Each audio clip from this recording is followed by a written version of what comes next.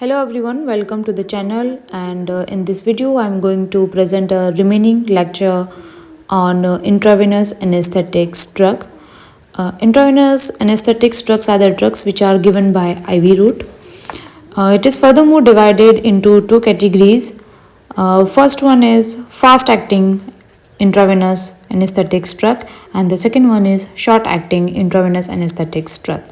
Fast acting intravenous anaesthetics drugs वो होती है जो फास्ट एक्ट करती है और शॉर्ट एक्टिंग जो शॉर्ट एक्ट करती है, जिसमें फर्स्ट ड्रग आती है थायोपेंटल सोडियम.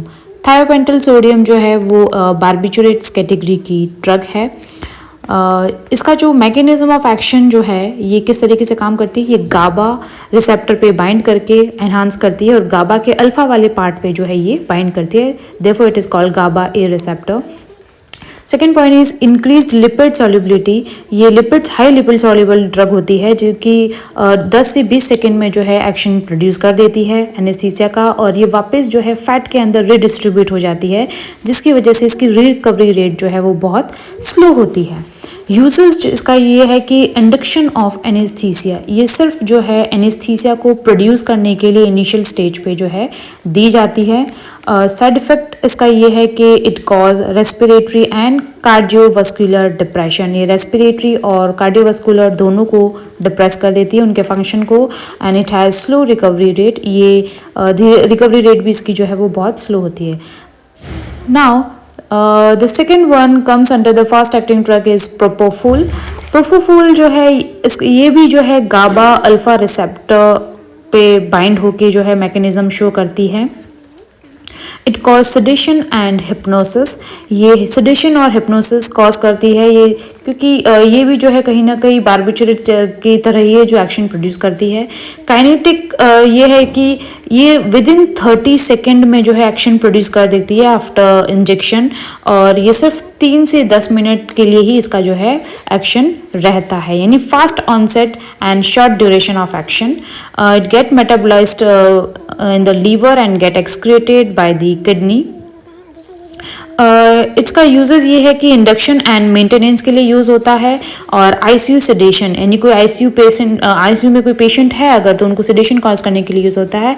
साइड इफेक्ट ये है कि it cause hypotension, low BP and propofol infusion syndrome cause करती है. दैट मीन्स ब्लड के अंदर लैक्टिक एसिड का एग्रीगेशन हो जाता है, ब्लड के अंदर लैक्टिक एसिड बढ़ जाता है, जिसकी वजह से ब्लड एसिडिक हो जाता है. Therefore it's called lactic acidosis. Now the third one is इटोमिडेट. इटोमिडेट जो है इसका मैकेनिज्म ऑफ एक्शन सेम है, ये भी गाबा अल्फा रिसेप्टर पे बाइंड होके जो है गाबा रिसेप्टर के एक्शन को एनहांस कर देती है. यूजेस इसका ये है कि ये भी एनेस्थीसिया इंडक्शन में यूज़ होती है, एनेस्थीसिया प्रोड्यूस करने के लिए यूज़ होती है, स्पेशली उन पेशेंट में जो कि हीमोडायनेमिकली अनस्टेबल होता है.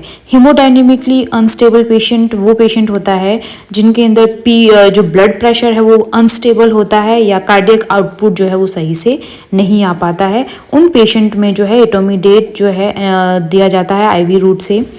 नाउ इसका साइड इफेक्ट ये है कि ये एड्रिनल सप्रेशन, ये एड्रिनल ग्लैंड को सप्रेस कर देता है. दैट मीन्स कि जो एड्रिनल कॉर्टिकॉल जो प्रोड्यूस होता है वो इनफ प्रोड्यूस नहीं हो पाता, और मसल जर्किंग, मसल्स जो है जर्क होने लगती. सेकेंड कैटेगरी की जो ड्रग है वो शॉर्ट एक्टिंग ड्रग है. फर्स्ट हमने देखी फास्ट एक्टिंग ड्रग, सेकेंड है short acting drug. Short acting drug में जो फर्स्ट कैटेगरी है वो है बेंजोडाइजेपाम्स. बेंजोडाइजेपाम्स में 3 ड्रग्स मेनली दी जाती है आईवी रूट से. फर्स्ट है मिडाजोलाम. मिडाजोलाम जो है एक शॉर्ट एक्टिंग ड्रग है जो short duration of action produce करती है. सेकेंड है डाइजेपाम जो कि लॉन्ग एक्टिंग है एज कम्पेयर टू मिडाजोलाम, हल्का सा जो है लॉन्ग एक्शन शो करती है. और थर्ड जो है वो लोराजेपाम है. ये उन दोनों के कंपैरिजन से थोड़ा मिडिल इंट्रावेनस जो है इंटरमीडिएट एक्शन शो करती है.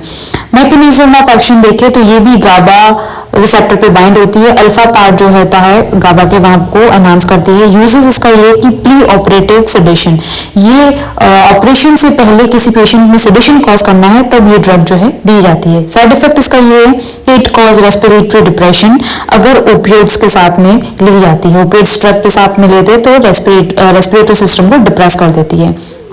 सेकेंड कैटेगरी है ड्रग जो है वो कीटामीन है। कीटामीन जो है ये एक डिसोशिएटिव एनेस्थेटिक कैटेगरी की ड्रग है।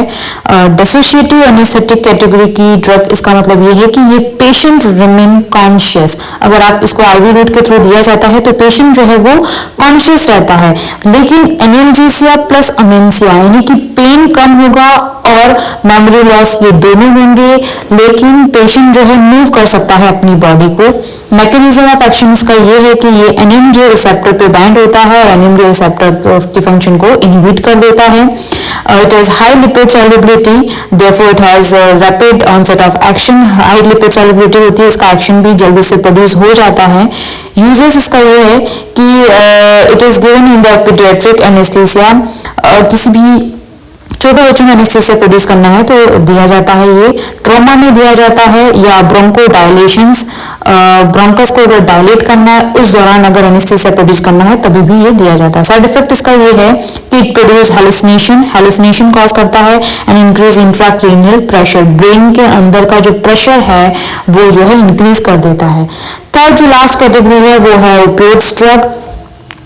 ओपिएट्स में जो मोस्टली जो ड्रग आती है वो रेमफेटानिल जो ड्रग मोस्टली यूज होती है। इसका मैकेनिज्म ऑफ एक्शन ये है कि ये ओपिएट रिसेप्टर पे बाइंड होकर ओपिएट रिसेप्टर के फंक्शन को ये क्या कर देती है, इंक्रीज कर देती है and cause sedation and analgesia. ये स्लिप भी कॉज करती है और पेन को भी जो है वो कम करती है।